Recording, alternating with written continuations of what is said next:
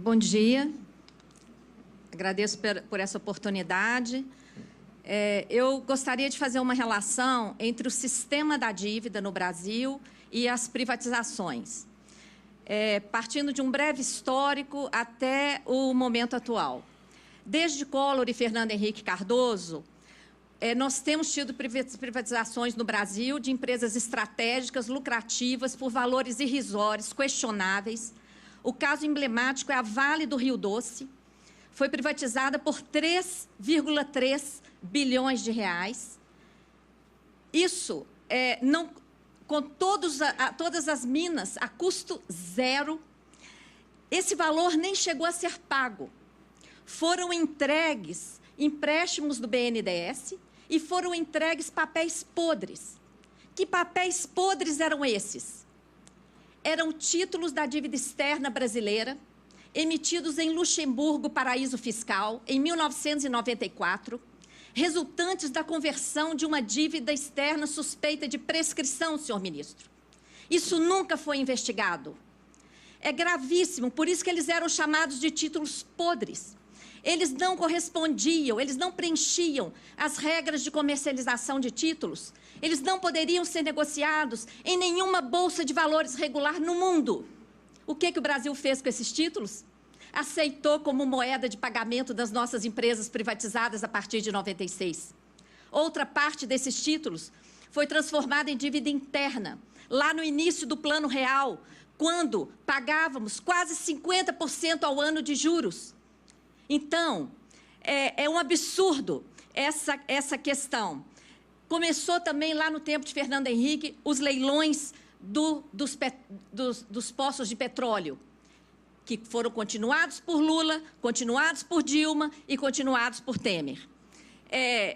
No período de Collor, foi a Usiminas, Cosipa, Petroquímicas. Fernando Henrique foi o maior plano de privatizações do planeta. Não há registro de plano de privatizações como esse, e me assusta ter ouvido aqui, ministro, que não há registro dos danos disso às finanças públicas. Isso está nos jornais. Ontem, no Estadão, foi pago uma indenização ao Daniel Dantas de 2,8 bilhões. Só uma indenização, 2,8 bi. A empresa foi privatizada por 3,3 bi. Então, é um escândalo. No programa de privatização de Temer, há uma legislação assustadora, a Lei 13.334, que inclui concessão de direitos reais. O que é isso? Nós estamos assistindo a uma privatização da gigante Eletrobras, das distribuidoras, que algumas delas já foram, inclusive, leiloadas, de ativos da Petrobras, de dezenas de empresas públicas rodovias, prosseguem os leilões de petróleo. Agora, estamos diante de uma infâmia, senhor ministro. Enquanto estamos privatizando essas joias, estão sendo criadas novas estatais, neste momento. Sabe para quê? Para operar esquema financeiro fraudulento, escondido da chamada securitização de créditos. Já foi criada a CPSEC SA em São Paulo, a PBH Ativos SA em Belo Horizonte, a MGI SA em Minas Gerais. Essas empresas emitem papéis financeiros. Esses papéis financeiros possibilitam a geração de dívida pública disfarçada, que está sendo paga por fora, com desvio de arrecadação tributária. É um escândalo que está acontecendo nesse país. Essas empresas, PBH Ativos, CPSEC e MGI, são sociedades de propósito específico. São empresas estatais de economia mista. O projeto de lei que regeria esse tipo de cessão de fluxo de arrecadação tributária, ministro, sequer foi aprovado ainda no Congresso. Mas essas operações já estão acontecendo nesses estados e municípios. Esse projeto é totalmente cifrado. Os senhores que estão acostumados com a legislação, vejam um artigo. A União, Estado, Distrito Federal, município poderá ceder onerosamente. O que é onerosamente? É uma garantia real do Estado. várias vezes maior do que a operação. Ceder onerosamente o quê? Direitos oriundos de créditos, tributários e não tributários. Sabe que direitos oriundos são esses? O fluxo da arrecadação. Eu queria ver se esse projeto tivesse escrito: a União, o Estado, o Distrito Federal poderão ceder com garantia real pública o fluxo da arrecadação tributária. Se tivesse escrito dessa forma, isso jamais passaria, mas já passou no Senado. Nós entregamos a cada parlamentar da Comissão de Finanças e Tributação uma interpelação extrajudicial, esclarecendo para eles o que está por trás desse texto cifrado, para que ninguém possa dizer depois que não sabia o que está por trás. Da mesma forma que os ministros aqui do Supremo não vão poder dizer que não sabiam o que está por trás dessas privatizações, depois de tantos depoimentos aqui do pessoal de Furnas, da Eletrobras, de tantos que me antecederam aqui hoje, com depoimentos importantes, falando dos danos patrimoniais, financeiros e morais à nação brasileira que está representando todas essas privatizações. A propaganda por trás desse negócio fraudulento é que isso iria ajudar a acelerar a dívida ativa, a arrecadação da dívida ativa podre. Mentira! A dívida ativa podre só entra nesse negócio para calcular as taxas de administração milionárias. O que está sendo cedido é o fluxo da arrecadação do crédito líquido e certo, sendo gerada uma dívida pública por fora, que não é contabilizada como dívida, mas como venda de ativo. Vários órgãos de controle já se manifestaram contra, mas não adianta, o esquema continua e tudo mais. Qual tem sido a justificativa para as privatizações atuais, senhor ministro? A crise. Que crise? Veja esse comparativo.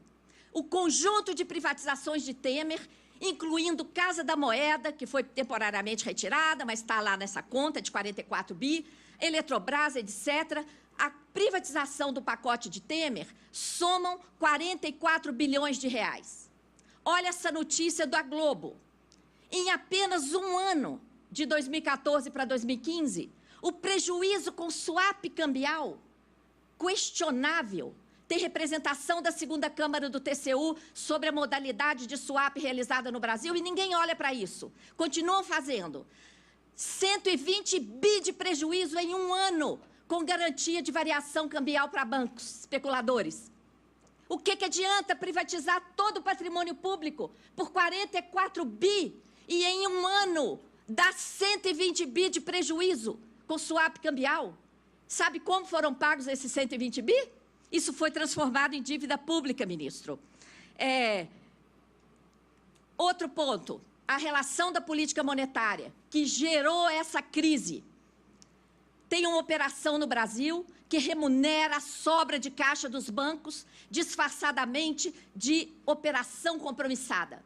São 1 trilhão e 200 bilhões esterilizados no Banco Central, atualmente, gerando escassez de moeda na economia, impedindo a nossa indústria de funcionar, o nosso comércio, impedindo investimentos nas estatais. Esse dinheiro gerou um custo de quase R$500 bilhão nos últimos 4 anos. Nós acessamos os balanços do Banco Central. Foram exatamente 449 bilhões de reais para remunerar a sobra de caixa dos bancos, com a desculpa de controlar a inflação.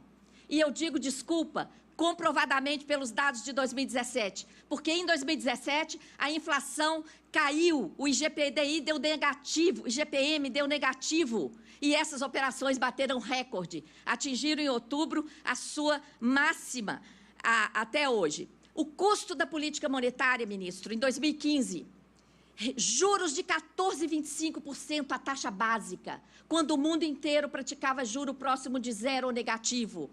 Prejuízo de swap, que eu já falei, emissão excessiva de títulos para formar colchão de liquidez, remuneração da sobra de caixa dos bancos, um escândalo que existe no Brasil, remuneração de juros, como se fosse amortização, ferindo a regra de ouro constitucional do artigo 67, inciso 3, gerando dívida para pagar juros, que é despesa corrente. Tudo isso fez a dívida interna crescer 732 bilhões em 11 meses de 2015. Foi isso que jogou o Brasil na crise. E aí, Depois, a dívida cresceu nesse período, 732 bi, não é? Mas os investimentos foram só 9. Isso jogou o Brasil na crise, não é? E aí, depois da crise, eu vou procurar concluir. Depois da crise, aí vem as medidas para justificar a crise.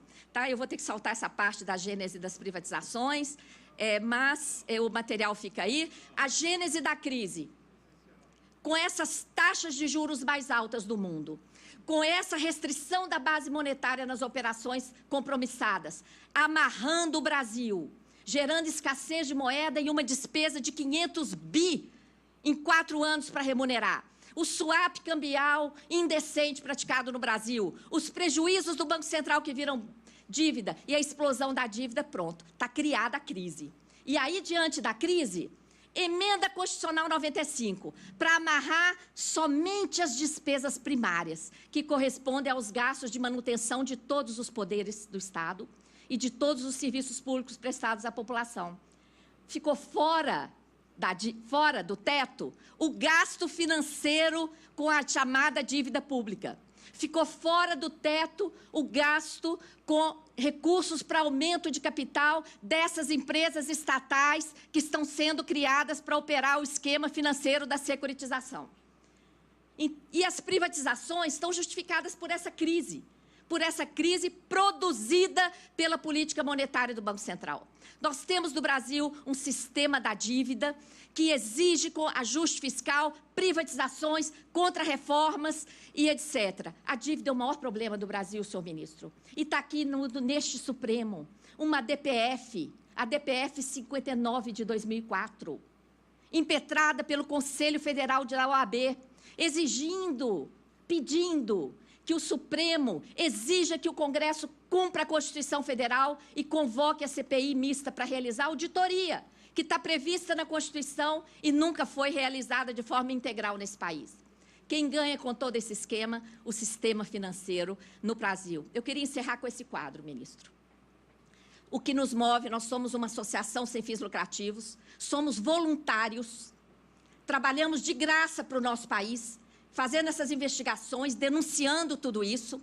O que nos move é o fato do Brasil ser a 9ª economia mundial, um dos países mais ricos deste planeta, e ter a pior distribuição de renda do mundo. Vergonhosamente, somos o país mais injusto do planeta. Somos o 79º país no ranking dos direitos humanos, segundo o IDH medido pela ONU. Somos o penúltimo no ranking da educação. Essa situação não pode continuar, ministro. Nós não podemos aceitar a rifa do patrimônio público, que vai piorar ainda mais essa situação existente no nosso país. Esperamos que o Supremo coloque um fim nessa entrega do nosso patrimônio público de forma irresponsável, com valor irrisório, ainda por cima com financiamentos do BNDES e aceitando papéis podres. Muito grata. Agradeço.